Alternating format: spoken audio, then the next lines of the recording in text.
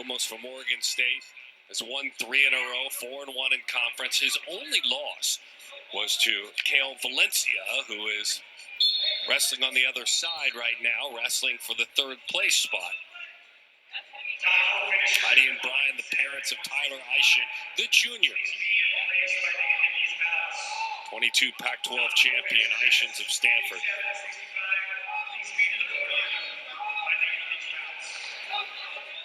So the ride time ends up being the difference, albeit a small amount for Oakland as they wrestled as long as they could. What a hard-fought match. Both guys. Both have capabilities of becoming All-Americans in the NCAA championship. Obviously, Shane believes he's going to be an NCAA champion. He's done it before. But now he's proven, his opponents are proving he's right there with him. Almost out of Modern Day Catholic High School in Imperial Beach, California. Finished 4th at the 2019 Pac-12s. Almost looking for his first NCAA appearance. He will be going because there are 2 allocations at 174. Now he wants to go ahead and win the title. And he's got to be a champion to do it. Eischens won last year, as you know.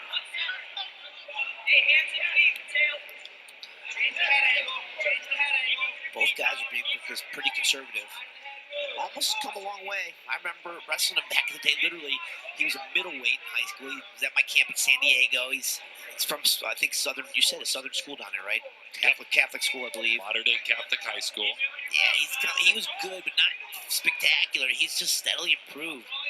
Got to be in his 4th or 5th year of college by now. There will definitely be no rematch here.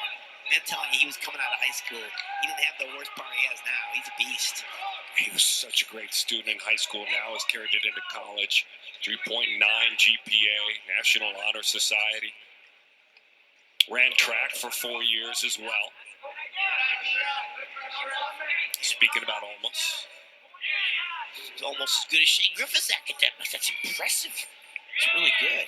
It's good to see these scholar athletes excelling. You got to love it. That's what it's all about. There's very little career work in the wrestling field. You have to use wrestling as training for your life and be getting great grades while you're balancing your academic studies with your training throughout college. So it's the ultimate challenge.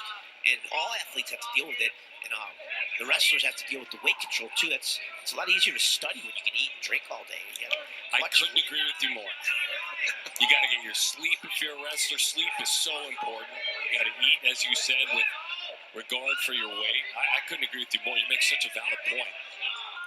But truly all athletes. I mean, it's so hard to get through college and excel when you're not an athlete. When you are, you're putting all that time, effort. That was a great level change and finish. Holy smokes. That was a pretty darn cool counter move by Eischens. Holy smokes. Look at Eischens. Turn the table on it. He did, literally. It's not over yet. No takedown, no points. That was great flurry of action right there.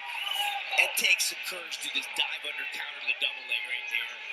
Oh, boy. That's courageous and impressive. He pulled that out of the Jason Nolf playbook. Jason Nolf's a 3-time NCAA champion, phenomenal scrambler. It's hard to do that flip out of the double leg counter. He pulled it off textbook to keep him getting scored on in that short time situation. Eischens from Minnesota, the Stanford wrestler. 209 wins in his high school career, more than half of them pins. Yeah, he's a beast. Anoka, Minnesota, where he's from, is like a wrestling mecca. They got rich tradition of wrestling, especially Greco-Roman wrestling, but all styles. Just, it's so cold up there. What else can you do, right? Here in California, in the West Coast, these guys have some other opportunities and stuff. I mean, what does there do in Minnesota? Wrestle, fish? I don't know. Ice hockey. I forgot about ice hockey, right? There's definitely hockey up there. Yep. His senior year, he won a state championship at Anoka High School with 54-1 in 2017. Lost to Virginia Tech's Makai Lewis, number 3 in the land earlier this year, did Eischens. Yeah, Makai's a beast. Makai's been a junior world champion. He's been an NCAA champion a couple of years ago. It was just 2-1. 2-1 was the final number. This is a heck of a match. He's a good athlete. Both these guys are hard to finish on. Kind of patient. Neither one has that ultimate, finish to that slick leg attack. Almost has a good blast leg attack, which he tried it there and did impressively. and got rolled under. That was crazy. You don't see that very much, especially in the upper weights. Team lead right now, +5 for Oregon State. 116.5. Stanford 111.5.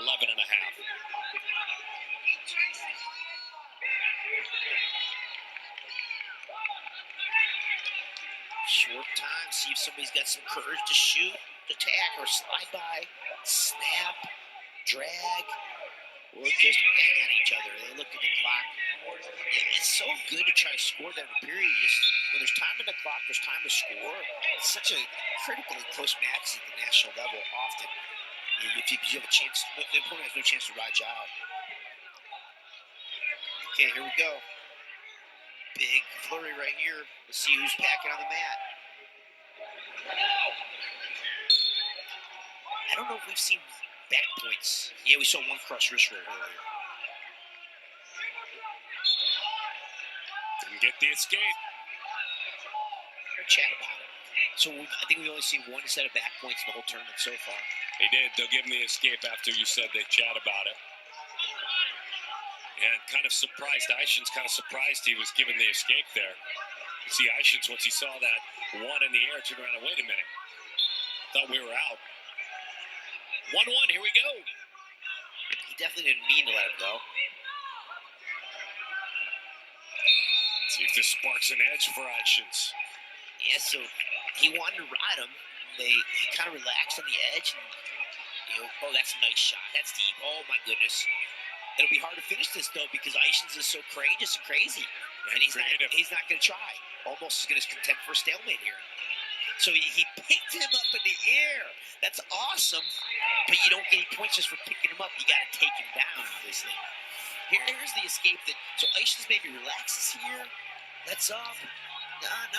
Okay, so he just questioned the call because he didn't feel he got away until he was way out. So close. Quite a visual a moment ago, by the way. What's that? That was quite a visual and quite a job by Eischens to lock him up once he had him in the air. Yeah. He had him up in the air, and then he just locked to him, and nothing he could do. He couldn't turn him. Yeah, so it almost has to finish quicker on his shots. Yeah. He's given Eischens enough time to roll under, and then the second counter was a leech on. So Eischens is clearly very hard to finish on.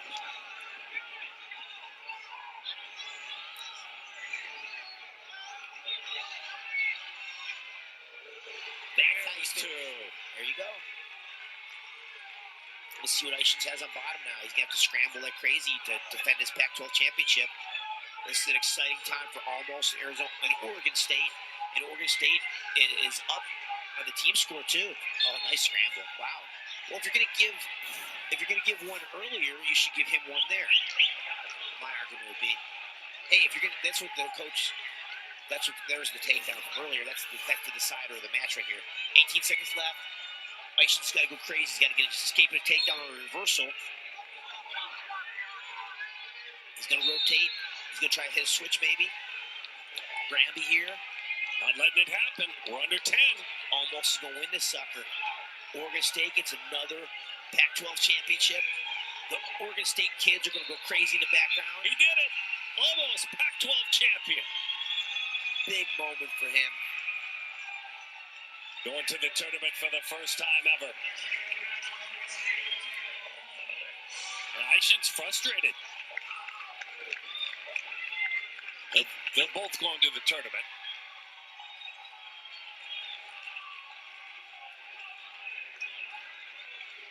How about that Oregon State traveling student section? Yeah, it gives you a boost. You know, they're louder than the Stanford people. You know, we're here. Oh, we got some scrapping going here on the other.